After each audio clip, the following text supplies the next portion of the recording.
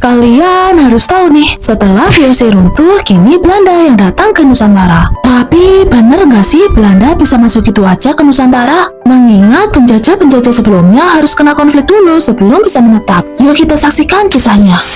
Abad ke-19 nih, kita masuk ke era Hindia Belanda. Tapi karena perang Napoleon di Eropa, Belanda dikuasai oleh Prancis. Jadi gubernur pertama yang dikirim adalah Herman William Daendels, si tangan besi dari Prancis. Tugasnya itu adalah membentengi Jawa dari Inggris. Caranya, bikin jalan raya pos dari Anyar ke Panarukan. Bayangin, 1000 km dibangun dengan kerja paksa atau rodi. Ribuan rakyat jadi korban dan meninggal. Tapi tahun 1811, Inggris akhirnya menang dan Jawa dipimpin oleh Thomas Stamford Raffles. Dialah yang menghapus sistem kerja paksa dan memperkenalkan sistem pajak tanah. Tapi sayangnya semuanya gagal total karena rakyat saat itu belum paham ekonomi uang.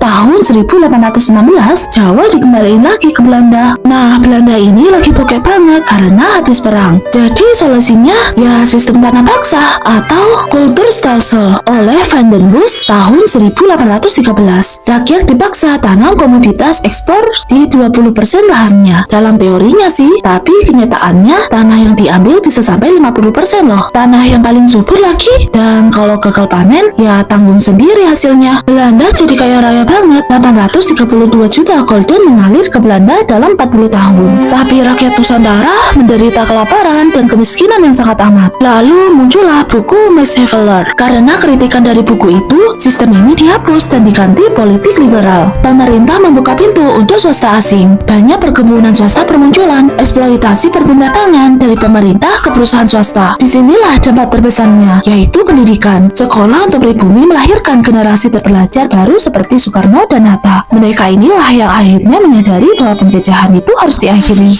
Jadi, gimana menurut kalian? Terus ikutin aku ya, karena semuanya punya kisah.